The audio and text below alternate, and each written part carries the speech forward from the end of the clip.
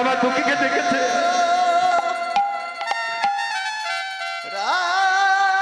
দুঃখী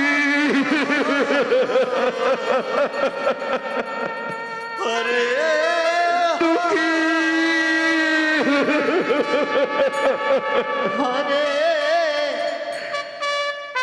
কে যেন বলছে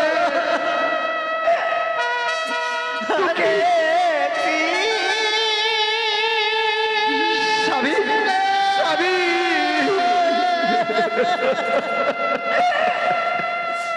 কৃষ্ণ দুঃখের সংসারে হরে মা বলা নয়, দুঃখী হরে দুঃখী দুঃখী কোথায় তুমি পেয়েছো স্বামী? না না না দুর্গা দুঃখীকে পাইনি স্বামী।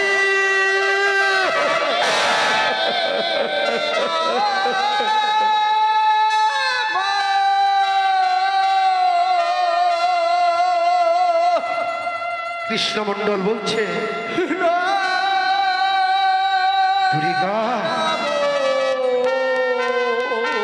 দুঃখী কালকে আমাকে কি প্রশ্ন করেছিল মনে আছে? হ্যাঁ হ্যাঁ স্বামী মনে আছে। কি বলেছিল? বলেছিল জীব কি? আমি বলেছিলাম জীব নিত্য কৃষ্ণ দাস। আমাদের দুঃখী আমাদের দুঃখী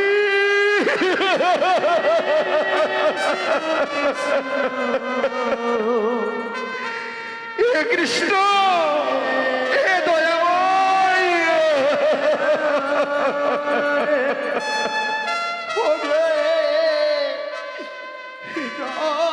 আমাদের কাছ থেকে কেড়ে নিলে দুঃখ নেই। আবার দুঃখীকে তোমার চরণে একটু স্থান দিও। আমি এই দুহাত তুলি দুর্গা দেবী দুহাত তুললে দুহাত তুলে কৃষ্ণর কাছে বলতে হে কৃষ্ণ তোমার চরণে দুঃখীকে স্থান দিও।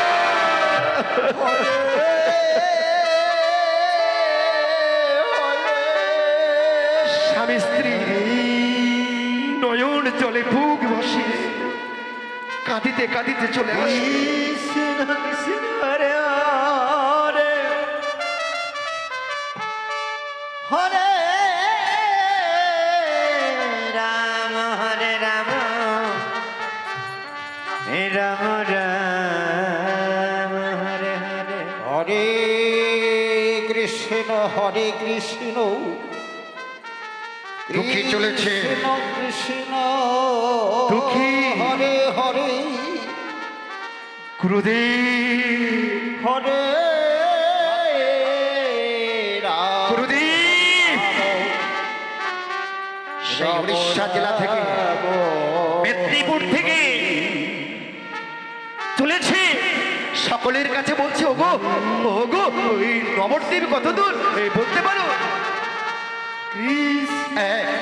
ও ও মাসিমণি মাসিমণি এই নবদ্বীপ কত দূর জানো মা? হরে এই খোকা নবদ্বীপে তুই কি করবি? শিশু ছেলে আমি নবদ্বীপ থেকে একটু দূরে যাব। কোথায় যাবি? কোথায় যাব? অজানা কোন ঠিকানায় আমার তো কৃষ্ণ কৃষ্ণ আমি যাব সেই কাল্লা হৃদয়ানন্দ গুরুর আশ্রমের হৃদয় হরে হরে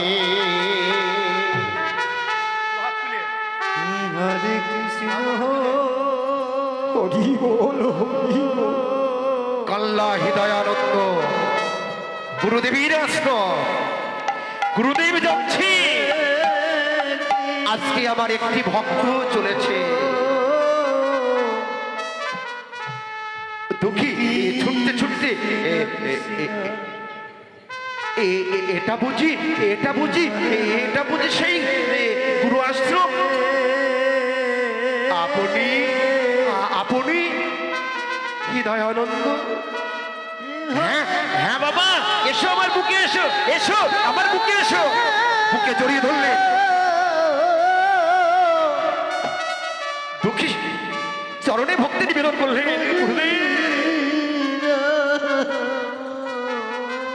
এসো দুঃখী। গুরুদেব ও দুঃখী। গুরুদেব, আপনি আমার নাম জানলেন কি করে? বাবা, গুরু যদি অন্তর্যামী না হয়, শিষ্য কি আর কখনো তরে যায়? গুরুদেব, আমি আপনার নিকটে এসেছি, আপনি আমাকে দীক্ষা দিয়ে। এই দুঃখী রে, দীক্ষা বললি কি আর দীক্ষা হয়?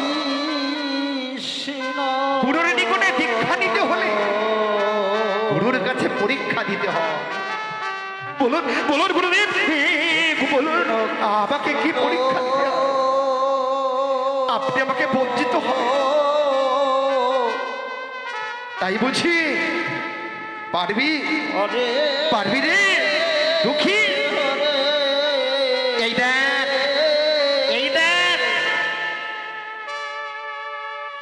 এই দেখ ফুল বাগান, এই ফুলে গোবিন্দ সেবা হয়। প্রত্যেকটা ফুলে গাছে দৈনন্দিন তোকে জলদান করতে হবে।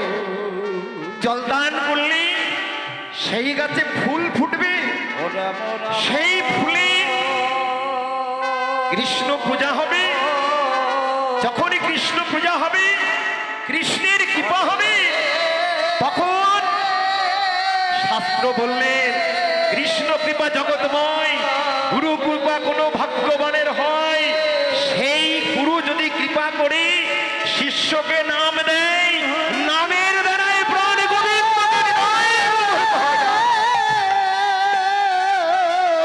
এই রে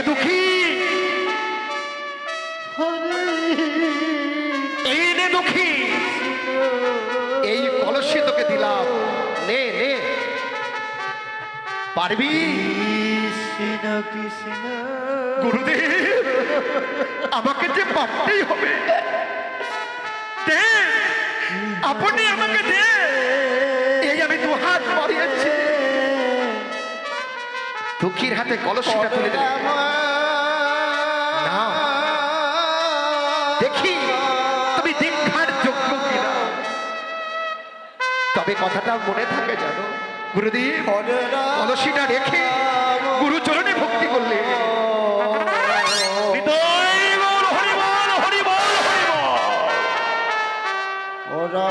হৃদয়ানন্দ চলে আসো।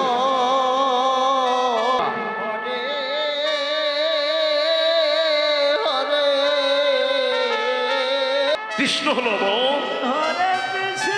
দুইয়ের সঙ্গে যখনই হয় আত্মীয় দুঃখী চললে যাই, গুরু আদেশ পালন করতে আমাকে জল আনতে হবে।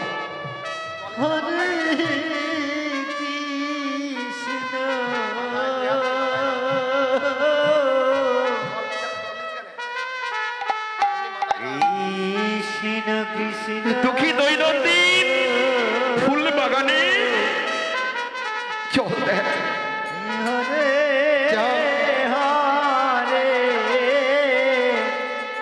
দুঃখী জল নিয়ে আসি, পবিত্র গঙ্গার জল প্রত্যেক গাছের গোড়ায় জল। দিন যায়, মাস যায়, বৎসর যায়, চলে যাচ্ছে। 2-4 বছর হয়ে গেল, বালক থেকে যৌবন এলো।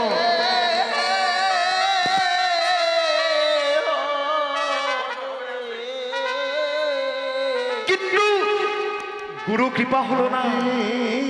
দুঃখী কলসিটাকে বলছে না আমাকে, আমি আর জল আনতে পারবো না, কলসিটাকে আমি ফেলে দেব, আমি ফেলে দিই। এই নে, কলসি ফেলে দিতে যাচ্ছে, কলসি বলছে না, ফেলো না, ফেলো না। এ কি, হরে রাম এ কি, হরে রাম এদিক ওদিক, রাম এই এ কি, কে বললো আমাকে, কে বললো ফেলো না?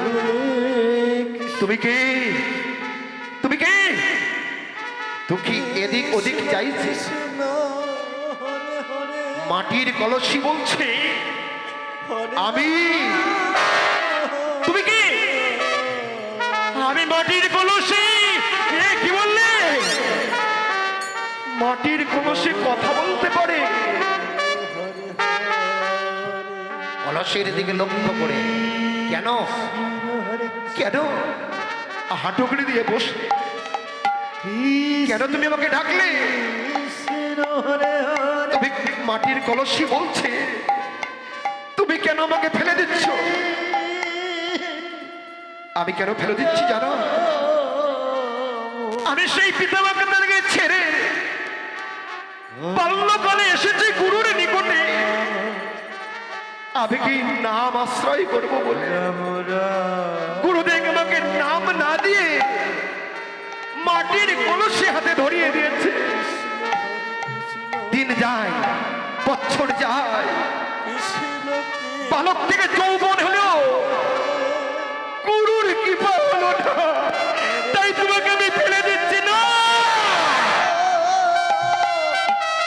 কলসি বললে না, তুমি আমাকে ফেলতে পারো না। কলসি বলছে কৃষ্ণ ভজন এত সহজ নাই দুঃখী, তুমি পারবে না, চলে যাও। আমাকে ফেলে দেওয়ার অধিকার তোমাকে কে দিয়েছে?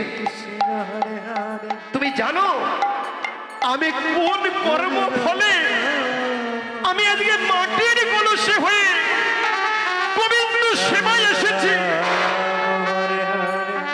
দুঃখী বললে বলো তো কলসি, তুমি কি করে কলসি হলে?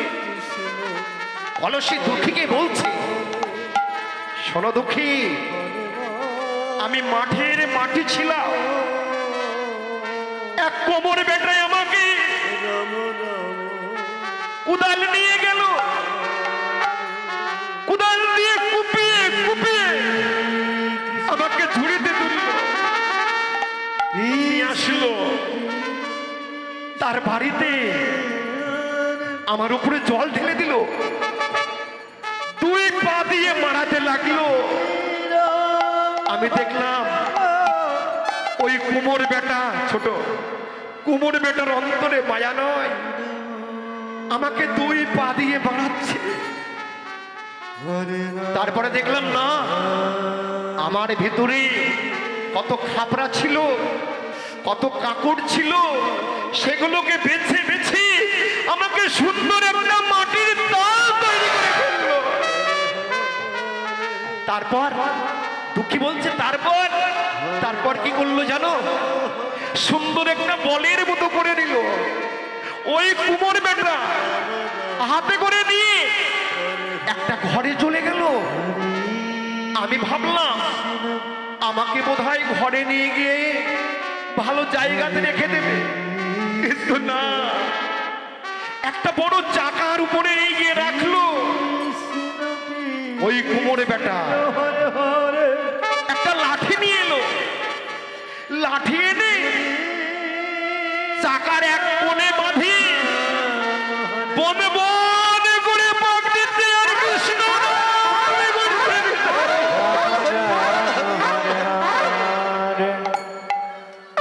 যখন পাক দিচ্ছে, যখন পাক দিচ্ছে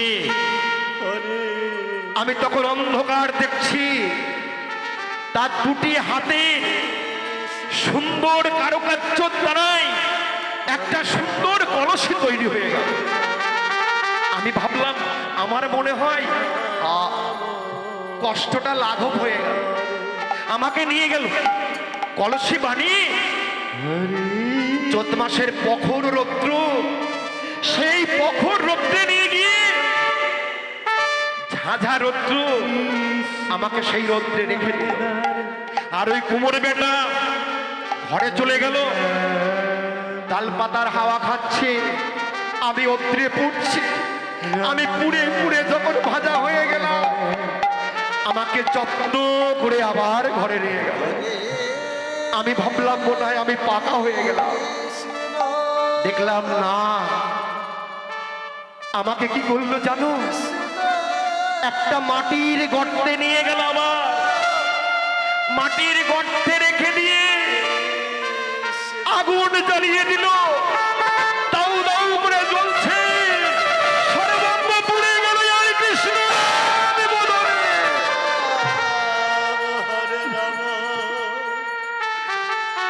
কলসি তৈরি হয়ে গেলাম, লাল হয়ে গেল। তখন আমাকে বুকে জড়িয়ে ধরলো, ঘরে রাখলো। তারপরে সেদিন হাটবার, বৃহস্পতিবার, সেই বৃহস্পতিবারে আমাকে ঝুড়িতে করে মাথায় করে দিল।